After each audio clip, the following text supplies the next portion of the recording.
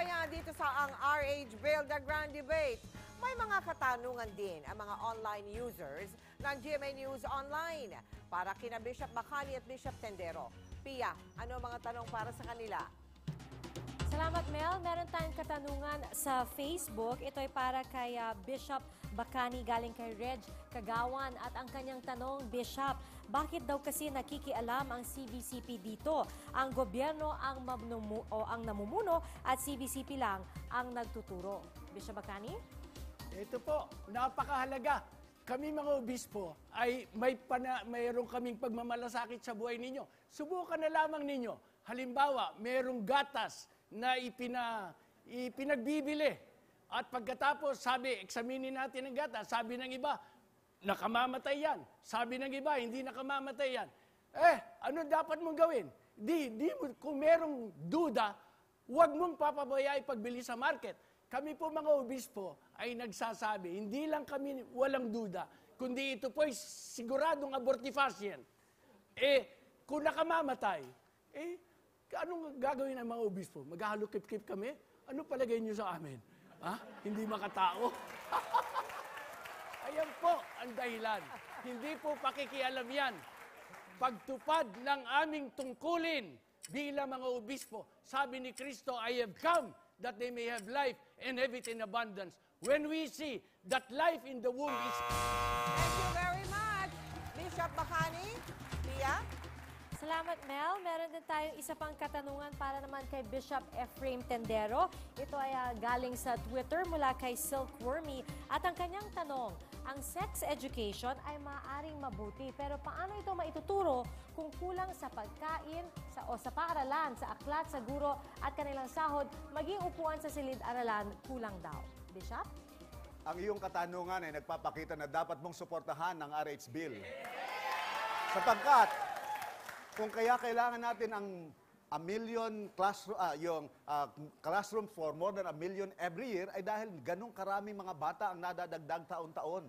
Kaya napakahalaga na magkaroon tayo ng maayos na pagkakaroon ng responsible parenthood para ang mga mahihirap, lalo na ay walang access sa education and health services, ay tulungan natin sila para sila magkaroon ng ganitong access ng education and health services para lalo silang matulungan. Kaya nga, yung nagtanong na yan, Silkworm, kasama ka na dapat tumulong para ma-approve ang RH Bill. Salamat sa ating nagpadala sina Silkwormy at Reg Kagawan. Mel? Maraming salamat, Pia. May mga nagsasabing kung ano man ang kahinatnan ng RH Bill, ang mga kababaihan daw ang siyang maaapektuhan.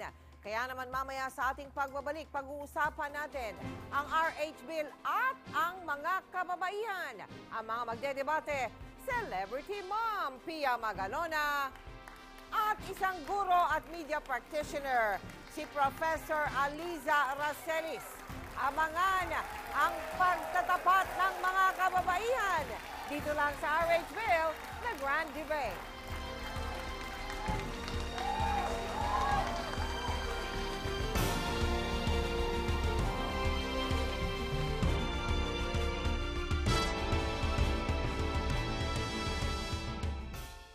Lalo na kung hindi sila nag-contraceptives, lalo na dumami pa yung nagpa-abort, di ba? Nakakalungkot po na hindi po sila nagbibigay ng impormasyon sa ating mga kababaihan at mga mamamayan ukol sa mga kapinsalaan at mga sakit na ito dinudulot ng mga ganitong kontraseptibo.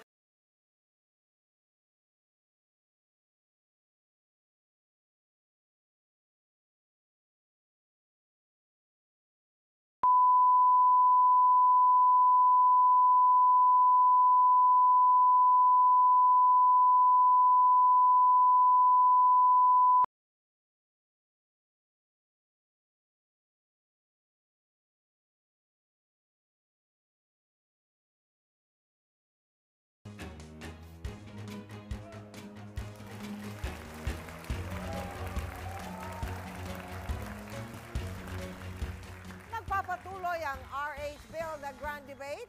Sa yugtong ito ng ating debate, pakinggan naman natin ang pagtatapat ng dalawang babaeng magkaiba ang pananaw sa RH Bill.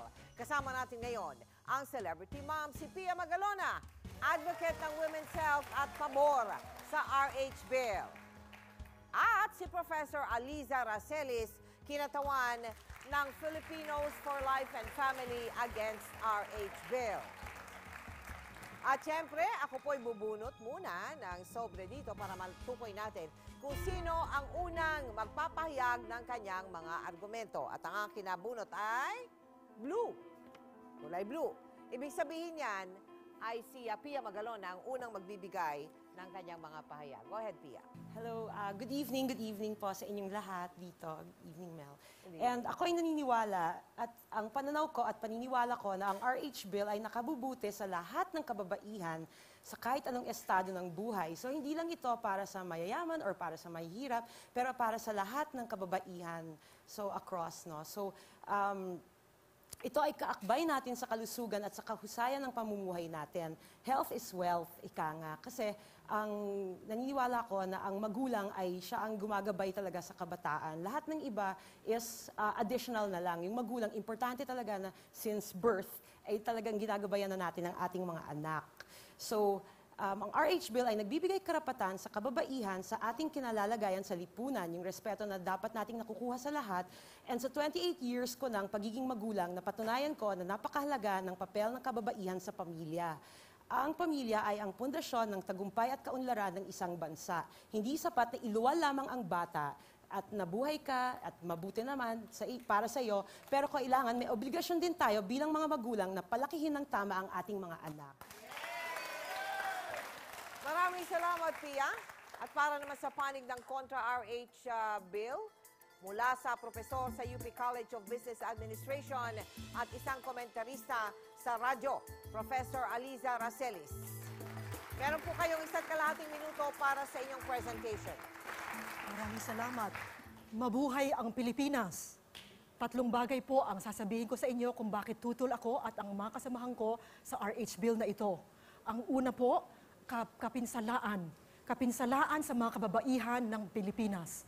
Ang unang-una po dito ay ang cancer. Iba't ibang uri po ng cancer at pinaka-importante po dito ay ang breast cancer na ayon na rin po sa dating kalihim ng DOH. At sa ibang kaso po, kamatayan ang maaring iabot ang abutin po dito. Ang isang kaibigan ko po na narito po sa audience ngayon ay namatayan po ng isang kapatid na babae dahil po inireseta sa kanya ang isang gamot na ganito, ang di umano'y gamot na ganito sa isang ospital.